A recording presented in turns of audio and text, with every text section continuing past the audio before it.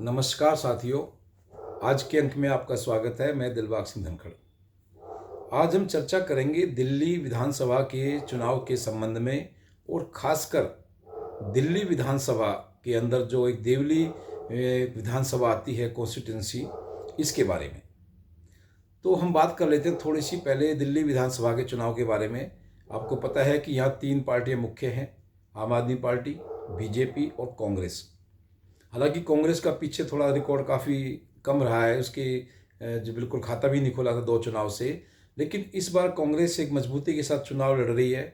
उनकी जो शीर्ष नेता हैं, यानी कि पार्टी की जो शीर्ष नेताओं ने भी इस बार ठान लिया है कि भाई दिल्ली में हम चुनाव एक अच्छी मजबूती से लड़ेंगे, रिजल्ट चाहे कोई भी हो।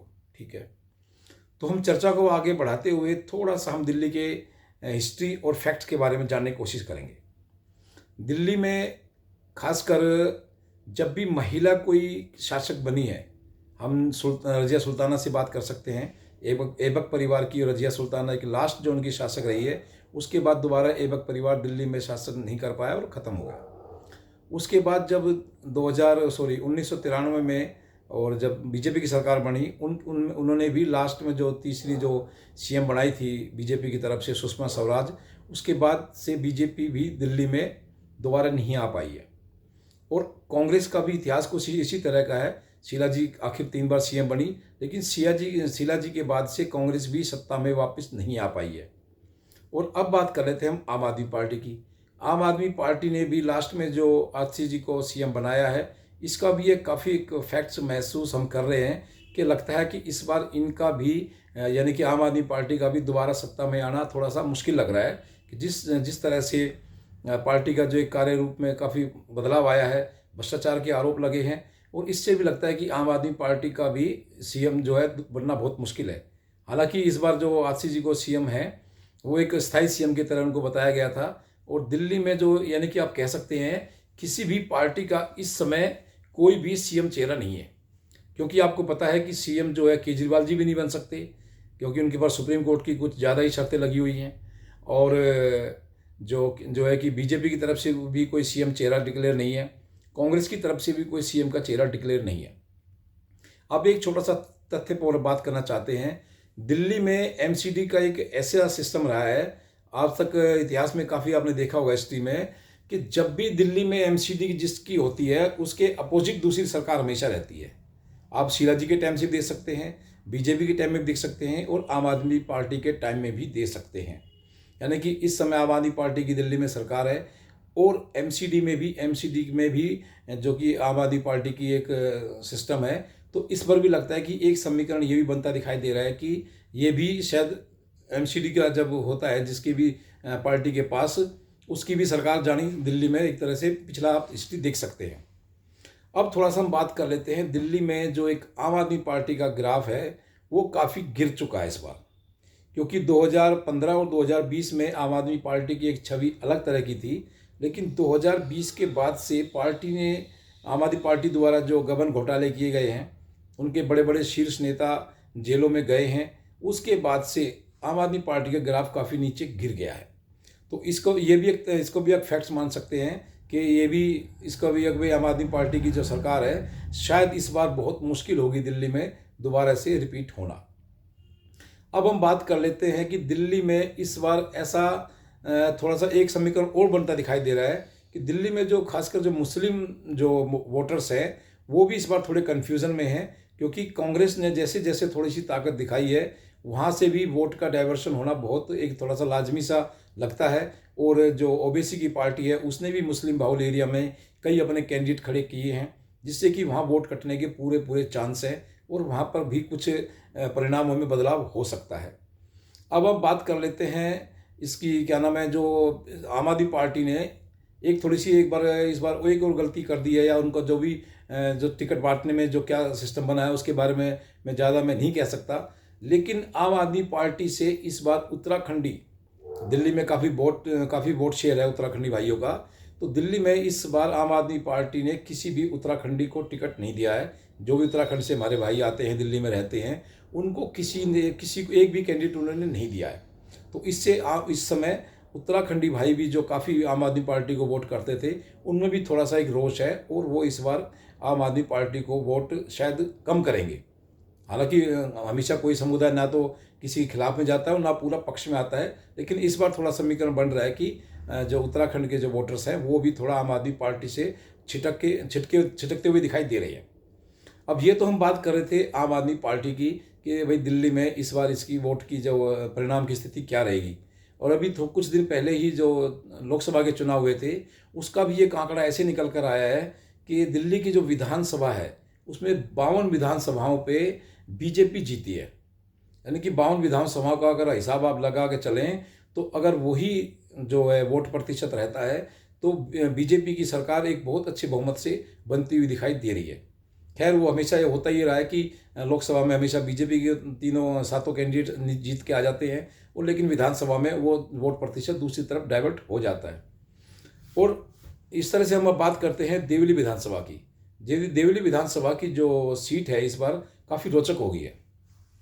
उसके बारे में थोड़ा सा हम चर्चा करना इसलिए ज़रूरी हो जाता है क्योंकि यहाँ ये इस सीट को बीजेपी ने इस बार जो चिराग पासवान की पार्टी है उसको दिया है। और इस एरिया में काफ़ी जो है पूर्वांचल वोटर्स भी काफ़ी हैं, पूर्वांचल भाई भी काफ़ी हैं, क्योंकि दिल्ली में भी काफ़ी एक जो 25-30% का करीब बताते हैं कि पूर्वांचल वोटर्स हैं, तो इसका भी एक काफ़ी प्रभाव पड़ेगा। और हमारे जो देवली संगम बिहार के एरिया में काफ़ी पूर्वांचल वोटर्स भी हैं। तो इस बार जो आम आदमी जो क्या नाम है बीजेपी ने जो गठबंधन को जो टिकट दी है चिराग पासवान का, इसका एक जो समीकरण बनता हुआ दिखाई दे रहा है कि चिराग पासवान का जो कैंडिडेट है दीपक तंवर जी वो काफ़ी मजबूती से चुनाव भी लड़ रहे हैं और एक अपना उन्होंने एक जो पार्टी का बीजेपी का वोट शेयर भी उनके पास आने की दिखाई दे रहा है। और खासकर जो पासवान का जो एक दलित समुदाय का वोटर्स है वो भी इस बार काफ़ी जो है कि चिराग पासवान की पार्टी होने की वजह से बीजेपी गठबंधन की तरफ उनका बिल्कुल पूरा एक तरह से वोट शेयर जाता हुआ दिखाई दे रहा है। अब हम बात कर लेते हैं कि दिल्ली में जो हमारी देवली विधानसभा की बात हम कर रहे हैं, खासकर यहाँ पर एक एंटी इनकम्बेंसी भी बहुत ज़्यादा रही है। हालांकि पूरी दिल्ली में रही है क्योंकि 12-13 साल से दिल्ली में आम आदमी पार्टी की सरकार है और उन्हीं के एमएलए काफ़ी 2-3 बार जीत कर भी आए हैं, तो थोड़ा एंटी इनकम्बेंसी भी हो जाती है, बिल्कुल लाजमी है। खासकर हमारे यहाँ से जो प्रकाश जारवाल जी 3 बार चुनाव जीते थे, इस बार उनको टिकट नहीं दिया।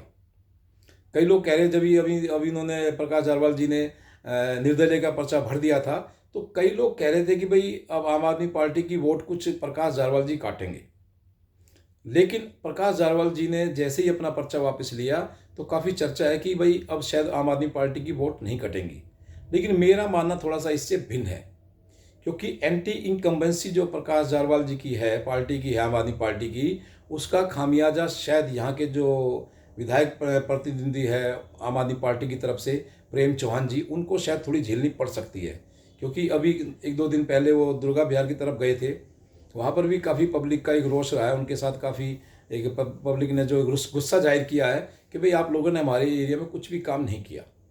तो इस तरह से हम देखते हैं कि आम आदमी पार्टी का जो थोड़ा सा ग्राफ है वो एक एंटी इनकम्बेंसी को भी झेल रहा है।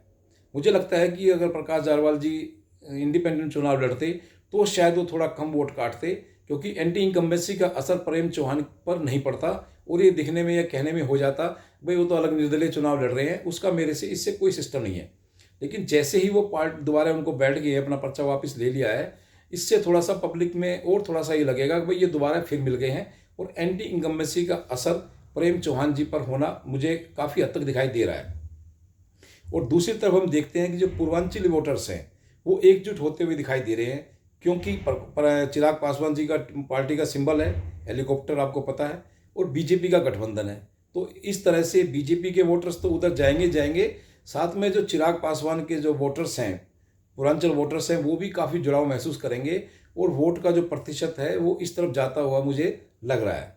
दूसरी तरफ जो चंदन चौधरी जी हैं वो भी संगम बिहार से उनको टिकट दिया है, पूर्वांचली नेता हैं, बहुत अच्छे नेता हैं, उनका भी ये काफ़ी असर है। वो सिटिंग काउंसलर भी हैं और देवली विधानसभा के अंदर 4 हमारे वार्ड हैं, 4 वार्ड में से 2 वार्ड पर आम आदमी पार्टी है और 2 पर बीजेपी है। तो यानी कि मुकाबला काफ़ी रोचक है। हर पार्षद अपने एरिया में काफ़ी कोशिश करेंगे कि अपनी पार्टी को, अपने कैंडिडेट को जिताएं।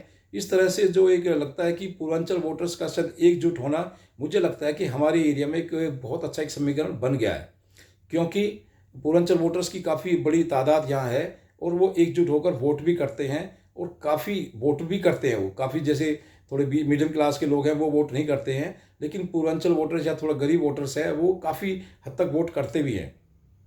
तो इस बार देखने में मुझे बिल्कुल ये लग रहा है कि जो बीजेपी एनडीए गठबंधन के जो उम्मीदवार हैं दलीप दीपक तंवर जी, वो काफ़ी मजबूती से उनकी तरफ से समीकरण बनते दिखाई दे रहे हैं। क्योंकि एक साथ में एक चीज़ और भी सामने निकल कर आ रही है कि कांग्रेस के जो प्रत्याशी हैं सॉरी राजेश चौहान जी, वो भी काफ़ी मजबूती से चुनाव लड़ रहे हैं और वह भी काफ़ी वोट काटने की एक हिम्मत रखते हैं, ताकत रखते हैं। पहले भी उन्होंने काफ़ी वोट लिए थे। इस तरह से जो खासकर देवली विधानसभा का चुनाव है, वो मुझे लग रहा है कि काफ़ी हद तक जो एक है बीजेपी का पलड़ा भारी होते हुए दिखाई दे रहा है। क्योंकि अगर थोड़ा सा भी कांग्रेस ने थोड़ा सा ताकत दिखा दी तो मुझे लगता है कि वो अपनी उनकी ज़मीन जो खो गई है कांग्रेस की, अगर उसमें थोड़ा सा भी उन्होंने 10-5% भी वोट इधर से उधर हो गया, तो इस बार बीजेपी का यहाँ से कैंडिडेट जो दीपक तंवर जी है, पर चिराग पासवान जी की पार्टी का उनका सिंबल है, वो उनका जीतना काफ़ी हद तक तय है। और आप इस देखेंगे कि चुनाव में मुझे लगता है कि जो फैक्ट्स तथ्य जो मैंने आपके सामने रखे हैं, शायद वो कुछ हद तक सही भी साबित हों। बाकी तो चुनाव है, जनता है, किसको जिता दे किसको हरा दे, वो तो समय की चाल होती है। उसमें ज़्यादा हम भविष्यवाणी भी नहीं कर सकते। लेकिन जो फैक्ट्स कुछ तथ्य मैंने आपके सामने रखे हैं, शायद आप उससे थोड़ा सा सहमत होंगे। बाकी अब देखते हैं आगे क्या होता है। तो आज के अंक में इतना ही। आप इस वीडियो पर लाइक शेयर सब्सक्राइब करें। आपका बहुत बहुत धन्यवाद।